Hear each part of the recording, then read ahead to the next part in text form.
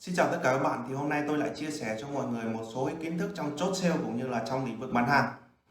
Vậy thì như các bạn đã biết, cái quy trình xử lý tình huống là một cái quy trình nó rất là quan trọng trong bán hàng, đúng không ạ? Nó quyết định cái sự thành công hay thất bại của bạn trong cái quá trình mà tư vấn cho khách hàng đấy. Vậy thì 80% là nhân viên sale thường xuyên gặp phải cái tình huống là khách hàng họ chê đắt. Vậy thì làm sao để xử lý cái tình huống khi mà khách hàng họ chê đắt, thì hôm nay tôi sẽ chia sẻ cho mọi người một số cái giải pháp cũng như là một số cái công thức chung giúp các bạn giải quyết hiệu quả cái vấn đề mà khách hàng họ chê đắt.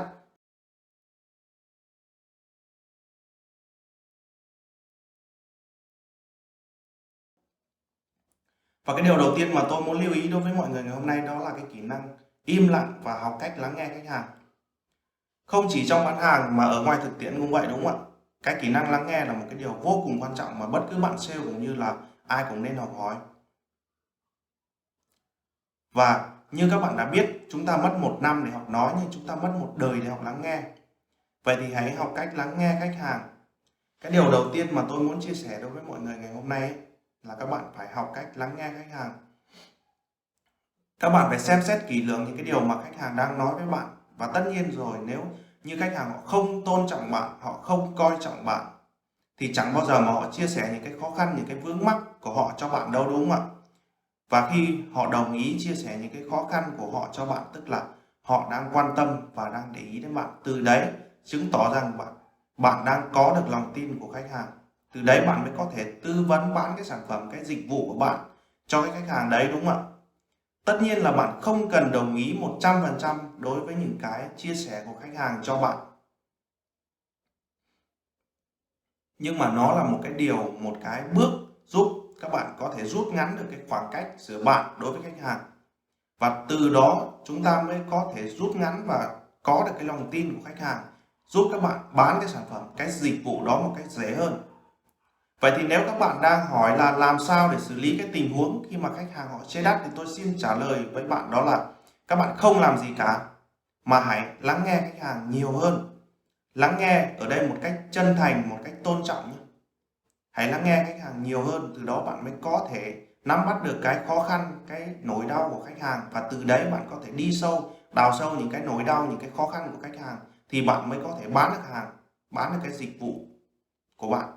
Và cái điều thứ hai mà tôi muốn chia sẻ đối với mọi người đó là cái kỹ năng xoa dịu. Xoa dịu cái nỗi nóng, cái sự nghi ngờ của khách hàng đối với cái sản phẩm, cái dịch vụ cũng như là công ty của bạn. Đúng không ạ? Vậy thì làm sao để xoa dịu được?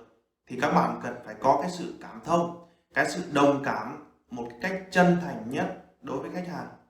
Chúng ta đang, cũng như là các bạn sale đang lo sợ là nếu chúng ta đồng ý với những cái quan điểm của khách hàng, đồng nghĩa với việc là chúng ta đang tự thừa nhận cái lỗi của mình cũng như là làm xấu đi hình ảnh công ty, nhưng các bạn quên mất rằng chúng ta là một nhân viên sale.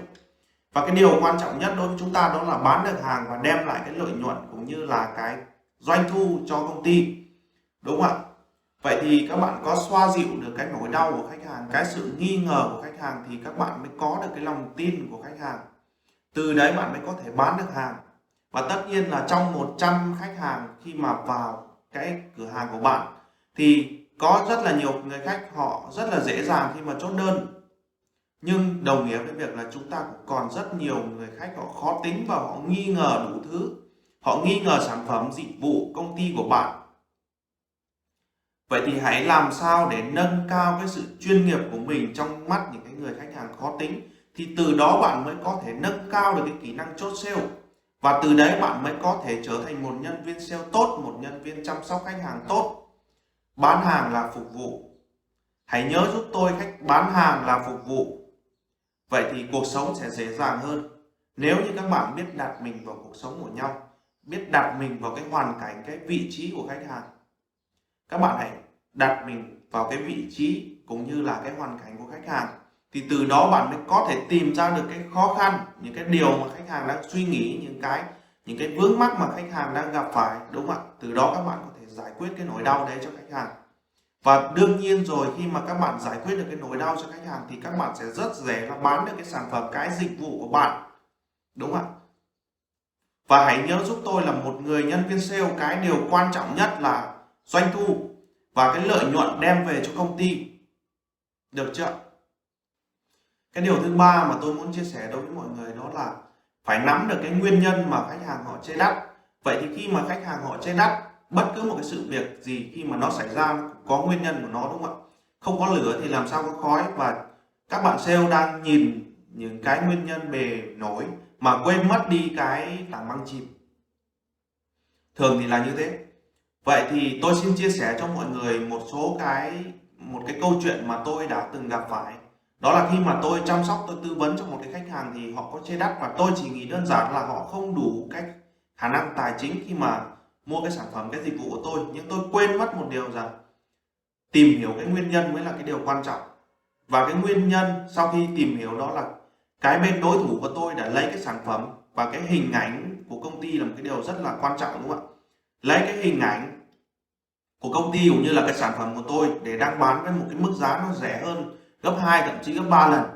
Thì ngay như tôi cũng như các bạn cũng vậy, khi mà chúng ta lên mạng, chúng ta lên một cái trang web nào đấy mà chúng ta thấy một cái hình ảnh giống nhau nhưng giá cả lại hoàn toàn khác nhau, thì tất nhiên chúng ta sẽ, cái bên mà giá cao hơn chúng ta sẽ chê đắt, đúng không ạ?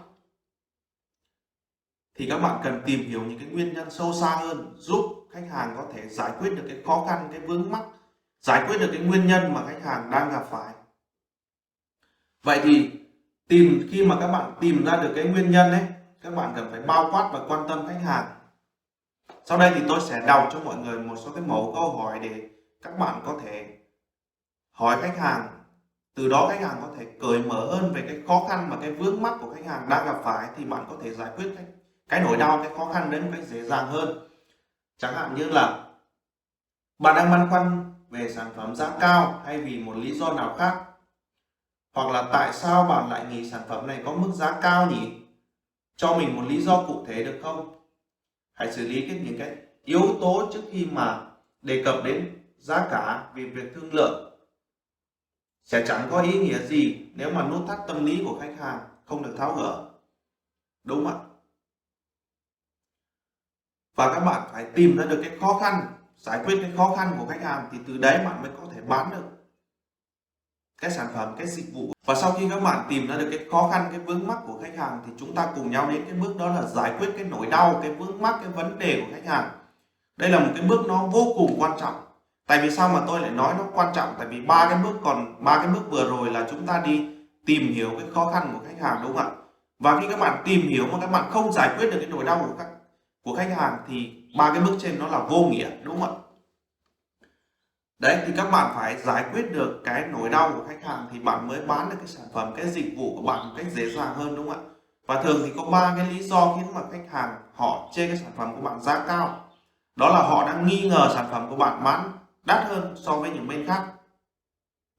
Vậy thì khi mà khách hàng họ đang băn khoăn về cái giá thành của bên bạn và bên đối thủ, thì các bạn cần đưa ra những cái lợi ích, cái ưu điểm của cái sản phẩm bên bạn, là vì sao mà sản phẩm bên bạn giá nó lại cao hơn cái bên còn lại. Các bạn cần phải cho khách hàng hiểu là tiền nào vải nấy, tiền nào của nấy, để khách hàng hiểu là tại sao bên bạn lại có một cái sản phẩm tương tự với bên đối thủ nhưng mà giá nó lại cao hơn. Được chưa? Và cái lý do thứ hai khiến khách hàng họ chê sản phẩm của bạn, đó là khách hàng họ nghi ngờ là giá đắt. Họ không chắc chắn là sản phẩm của bạn bán đắt hơn, nhưng họ nghi ngờ. Vậy thì những cái lúc này các bạn cần phải đưa ra được tại vì làm sao mà sản phẩm bên bạn giá nó lại cao. Hãy nêu ra cái thiết kế của sản phẩm, cái chứng nhận thương hiệu, và các bạn phải làm sao để có được cái lòng tin của khách hàng. Và đương nhiên là khi các bạn có được cái lòng tin của khách hàng thì các bạn sẽ bán được cái sản phẩm, cái dịch vụ các bạn một cách dễ dàng hơn. Cái lý do thứ ba mà khiến khách hàng họ chê đắt, đó là khách hàng họ đang so sánh cái chất lượng của sản phẩm đối với giá. Vậy thì các bạn phải làm sao giải quyết được, phải đưa ra được những cái ưu điểm cũng như là những gì mà cái sản phẩm của bạn nó có thể làm nổi bật để nó tương ứng với cái chất lượng và cái giá thành sản phẩm. Được chưa? Và sau khi giải quyết được vấn đề rồi thì có những khách hàng họ vẫn không đồng ý để mua cái sản phẩm của bạn. Nhưng những cái bước vừa rồi tôi đã nêu ra giúp các bạn giải quyết hiệu quả và triệt để khi mà gặp cái tình huống đó là khách hàng chê đắt. Vậy thì tôi xin chia sẻ thêm với mọi người, đó là khi mà không thành công trong cái cuộc hội thoại đối với khách hàng chê đắt thì các bạn hãy chuẩn bị cho mình một cái kế hoạch để chăm sóc khách đó tiếp. Và 80% doanh thu thành công của doanh nghiệp là nằm ở những cái khách hàng cũ, những cái khách hàng trung thành. Đấy, sau khi hoàn thành cái công việc chốt đơn hàng, hãy lập kế hoạch là giữ chân những cái khách hàng cũ và biến họ thành khách hàng thân thiết để bán hàng. Từ đó bạn có thể đem lại những cái doanh thu cho công ty cũng như cho chính bạn mà không mất bất kỳ một cái chi phí nào cho những cái khách hàng thân thiết, đúng không ạ? Và vừa rồi thì tôi vừa mới chia sẻ cho các bạn một số cái công thức giúp các bạn xử lý cái tình huống khi mà khách hàng họ chê đắt. Thì tôi xin phép được dừng cái video tại đây. Nếu các bạn thấy hay hãy cho tôi xin một like và theo dõi tôi ở trên kênh. Xin chân thành cảm ơn.